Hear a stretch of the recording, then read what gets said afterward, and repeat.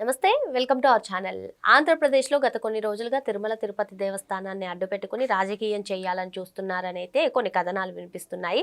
మరి ఈ సందర్భంలోనే మాజీ ముఖ్యమంత్రి వైసీపీ అధినేత జగన్మోహన్ రెడ్డి 2-3 రోజుల్లో తిరుపతి వెళ్లాలని అనుకుంటున్నారట. మరి మొత్తానికి ఇప్పుడు తిరుపతి వెళ్లడం ఏంటి? ఏదైనా వివాదాస్పదం జరిగే అవకాశాలు ఉన్నాయా? ఇంతకీ డిక్లరేషన్ ఫామ్ ఇస్తారా? ఇవ్వరా? ఇటువంటి అంశాలన్నీ కూడా చర్చించడానికి మనతో పాటుగా ఉన్నారు senior political analyst Srinivas Jonnalagadda గారు. నమస్తే సార్. నమస్కారం. టీటీడీ దేవస్థానాన్ని అడ్డుపెట్టుకుని వైసీపీ రాజకీయం చేయాలని చూస్తుందని చెప్పి పలువురు అయితే విశ్లేషిస్తున్నారు. ఇదిలా ఉంటే జగన్మోహన్ రెడ్డి 2-3 రోజుల్లో తిరుపతి వెళ్ళనున్నారంట. మరి ఇంతకీ డిక్లరేషన్ ఫామ్ ఇస్తారంటారా, ఇయ్యరంటారా? వైసీపీ వర్గాలు చూసుకున్నట్లయితే డిక్లరేషన్ ఫామ్ ఇచ్చే ప్రసక్తే లేదంటున్నారు. మరి గత కొన్ని రోజులుగా కూడా టీటీడీ పైన అందరూ కూడా వివాదాస్పదం అవుతున్నటువంటి నేపథ్యంలో ఇప్పుడు జగన్మోహన్ రెడ్డి తిరుపతి వెళ్ళడాన్ని ఏ విధంగా చూడాలంటారు? తిరుమల తిరుపతి దేవస్థానం మీద మరోసారి ఈ ఒక వివాదాన్ని తెరదీయబోతున్నాడు జగన్మోహన్ రెడ్డి. ఎందుకంటే గతంలో పశువులు ఏవైతే గోవులుకి చనిపోతున్నాయని చెప్పేసి ఒక ఎలిగేషన్ తీసుకొచ్చారు. దాని మీద మీరు వెళ్ళి పరిశీలించవచ్చు. అంతకుముందు ప్రభుత్వం హయాంలోనే సరైన ఆహారాన్ని కానీ సరైన వైద్య సదుపాయాన్ని కానీ ఆ పశువులకు ఇవ్వకపోవటం వల్లే ఈ కొన్ని పశువులు ఆ విధంగా చనిపోవడం అక్కడక్కడ జరిగినాయి. కానీ మిగతా అన్నీ చక్కగా ఆరోగ్యంగానే ఉన్నాయి, మీరు వెళ్ళి చూసుకోవచ్చు అని చెప్పినప్పుడు మేము ఇన్ని వేల మంది వెళ్తాము, ఇలా గుంపుగా వెళ్తాం మేము అంటే ఎక్కడికి వెళ్ళినా బల ప్రదర్శన అనేది ఒక ఎజెండా వీళ్ళకి. అంటే మనకు జగన్మోహన్ రెడ్డి ప్రతి టూర్లో అదే కదా. ఆ రోజా కూడా అదేవిధంగా తీసుకెళ్తాను. అక్కడ 2000 కూడా లేని పశువులని చూడటం కోసం ఒక 1000 మందిని తీసుకెళ్ళి చూపిస్తాను అంటది.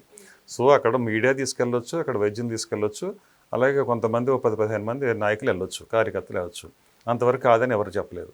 కానీ అక్కడ వివాదం సృష్టించాలి అని ఒక ఎజెండా ఏదైతే ఉందో అది ఆ రోజు జరిగింది. కానీ విఫలమయ్యారు. అందరూ కూడా ప్రజలు నవ్వుకున్నారు, ఇది ఒక ప్రహసనం చేస్తున్నారు, ఇది ఒక డ్రామా కంపెనీలా ఉందని. సో తర్వాత ఇదే రోజా గారు ఎన్నోసార్లు అక్కడ ఏదైతే అక్కడ రాజకీయాలకు సంబంధించిన మాటలు మాట్లాడకూడదు మీడియా ముందు అనేదాన్ని ఆవిడే ఎన్నోసార్లు దాని నుంచి అంటే బేఖాతరు చేసి ఎన్నోసార్లు ఆవిడ మీడియా ముందు మాట్లాడడం జరిగింది. అక్కడ అదేవిధంగా వైసీపీలో ఉన్న చాలామంది నాయకులు కూడా ప్రెస్ ముందుకు వచ్చి మీడియా ముందుకు వచ్చి తిరుమలలో మాట్లాడిన సందర్భాలు మనం చూసాం. అయినా ఇది కూడా ఒక పాయింట్, ఎందుకంటే వాళ్ళకి హిందూ మతం మీద గౌరవం లేదు ఏమాత్రం అనే విషయం చెప్పడం కోసం. సో ఇప్పుడు వచ్చేటప్పటికల్లా డిక్లరేషన్ మీద సంతకం పెట్టనంటున్నాడు అన్యమతస్థుడైన జగన్మోహన్ రెడ్డి గారు. ఆయన అన్యమతస్థుడు, హిందూ మత కాదైంది.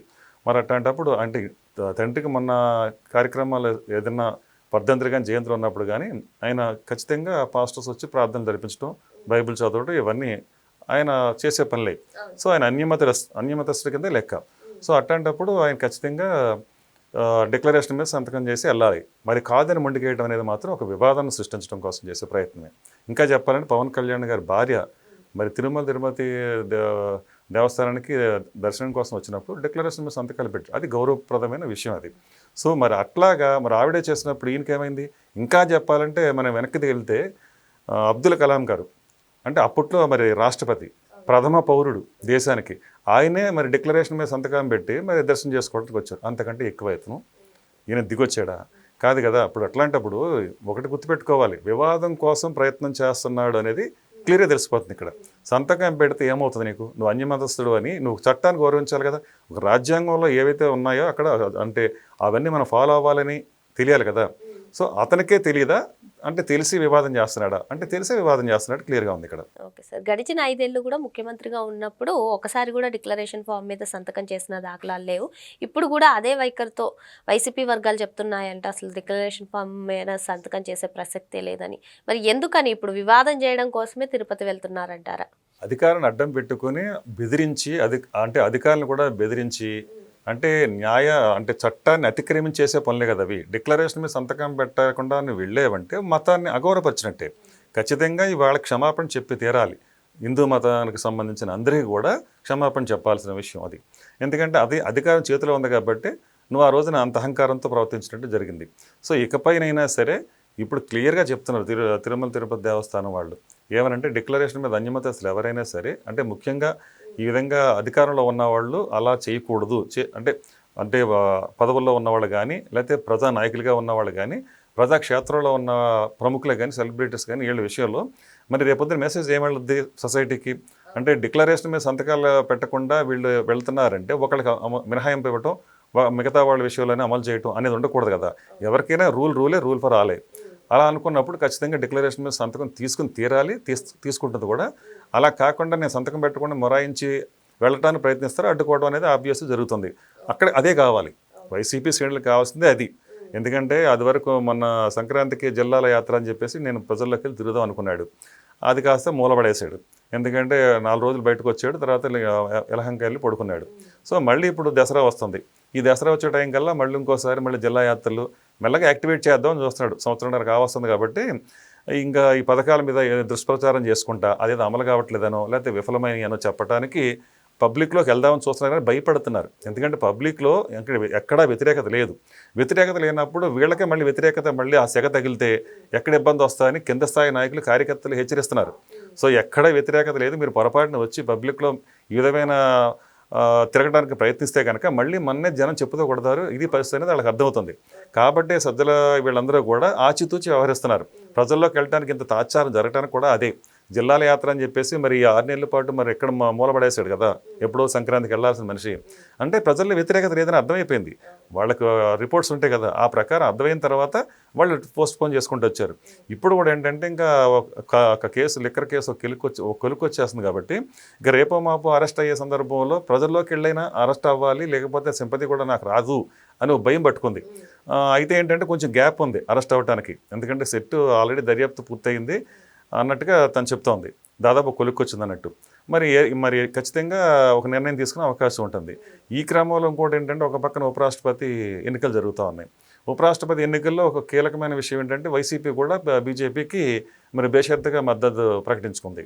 అంటే భయపడి ఇంకా రేపొద్దున ఎట్లయినా సరే మమ్మల్ని ఎక్కడో చోట ఏదో రోజు అరెస్ట్ కావాల్సిన పరిస్థితి వస్తుంది అని మొదటి నుంచి బీజేపీతో మరి గతంలో ఉన్న అనుబంధాన్ని మరి అలా పునరావృతం చేసుకుంటా ముందు తీసుకెళ్తున్న క్రమం అనుకోవాలి.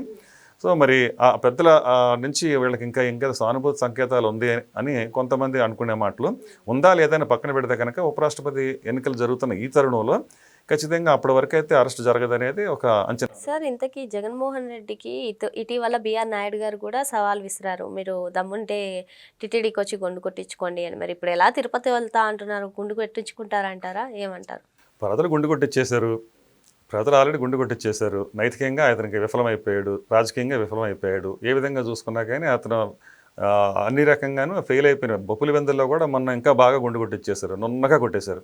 సో ఈ పరిస్థితిలో ఇంక ఇప్పుడు ఏంటంటే బిఆర్ నాయుడు గారు అన్నట్టు ఖచ్చితంగా ఆయనకు మత విశ్వాసాల పట్ల గౌరవం కానీ నమ్మకం కానీ ఉంటే నువ్వు దేవాలయంలోకి వచ్చి ఒక ఆ దేవుడిని దర్శనం చేసుకుంటున్నావంటే నీకు ఒక భక్తి ప్రపత్తి ఉండాలి. అక్కడ ఏం పరామర్శ కాదు కదా వెళ్ళేది, రెగ్యులర్గా వెళ్ళే పరామర్శ అయితే కాదు కదా. నువ్వు దైవ దర్శనానికి వెళ్తున్నావు. దైవ దర్శనానికి ఎవరు వెళ్తారు?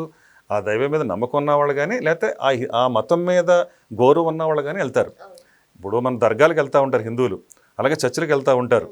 ఎందుకు వెళ్తారంటే సంఘీభావం, మత సామరస్యాన్ని ప్రకటించుకోవడం కోసం వెళ్తూ ఉంటారు, మరి ముఖ్యంగా రాజకీయ నాయకులు. అలా వెళ్ళేటప్పుడు నువ్వు ఒక మత సామరస్యం కోసం కానీ ఆ మతం పట్ల గౌరవం కానీ ఉన్నట్లయితే డిక్లరేషన్ మీద సంతకం పెట్టి వెళ్ళాలి. అది కాకుండా నువ్వు వితండవాదం చేస్తా, దీన్ని నేను వివాదం చేస్తానంటాం ఖచ్చితంగా తప్పు. కాబట్టి ఈయనన్నట్టు నిజంగా నీకు మతం మీద విశ్వాసం ఉండి ఏదో శారదాపీఠం ఆయన ఎవరో స్వరూపానంద ఏదో హిందూ ఏదో యజ్ఞాలు యాగాలు చేసేసి మీకోసం ఏదో సీఎం అవ్వటం కోసం ఎన్నో చేశాడని చెప్తున్నారు కదా. సో మరి అలా అనుకున్నప్పుడు మీకు అలా నమ్మకం ఉంటే మరి గుండు కొట్టించుకోవాలి. ఆయన అన్నట్టు బిఆర్ నాయుడు గారు చెప్పినట్టు సతీ సమేతంగా వెళ్ళి శుభ్రంగా గుండు కొట్టించుకుని వస్తే ఒకవేళ అప్పుడైనా మీలో ఏదైనా మార్పు వస్తుందని ప్రజలు ఏమైనా అనుకునే అవకాశం.